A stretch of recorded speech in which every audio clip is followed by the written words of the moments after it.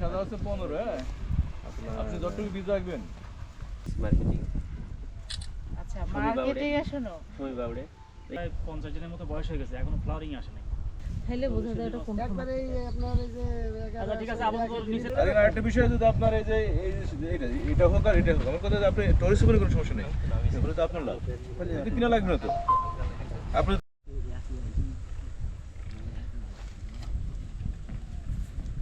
এটা কি টরিস? এই টরিস, হ্যাঁ টরিস, এটা টরিস।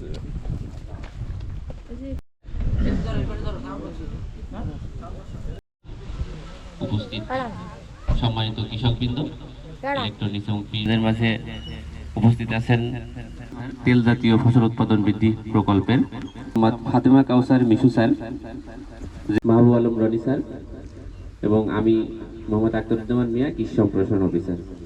তো শুরুতেই পবিত্র কোরআন থেকে তেলাওয়াত করার জন্য ইন্নাহু ইয়ালামুল জাহরা ওয়া মা ইয়াখফা ওয়া নুয়াসসিরুকা লিল ইসরা তু ফিহা ওয়া লা ইয়াহইয়া তিরুনাল হায়াতাদ দুনিয়া ওয়াল আখিরাতু খায়রুন ওয়া আবদ।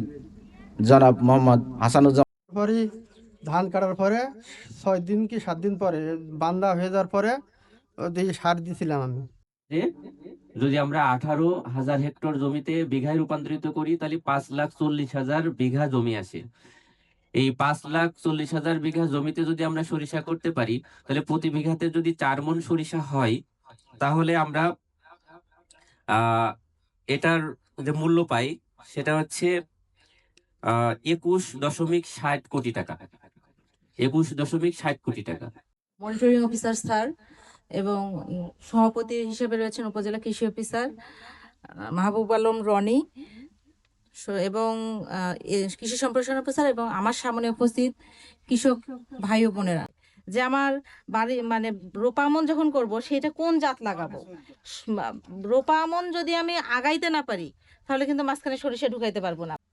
বিশের ফলনটা আমরা যে 14 এখানে দেখছেন আপনারা, বা মাঠে 14 দেখেন, 14 থেকে 20-এর ফলন আরো বেশি, ঠিক আছে। তাহলে সরিষা 20 করলে ফলন আরো বাড়বে না? তাহলে আমরা যদি আমাদের যে বিদ্যমান যে ভ্যারাইটি গুলো আছে তার মধ্যে আমরা যদি টরিসিমেন্ট বাদ দিয়ে আমরা যদি 1214 বা 1218 বা 1220 করি তাহলে কি হবে, আমাদের ফলন কিন্তু বাড়বে। যেটা আমাদের কিন্তু উদ্দেশ্য, যে আমরা চাচ্ছি যে তেল বীজ বা সরিষার উৎপাদন বাড়াতে। তাহলে এই ক্ষেত্রে কিন্তু আমরা এখানে সফলতা হবো যদি আমরা এই জাত চেঞ্জ করি। আর একটা বিষয় এখানে আপনার বলছি যে এখানে যে প্যাটার্ন, আমরা কাজ করি প্যাটার্ন নিয়ে।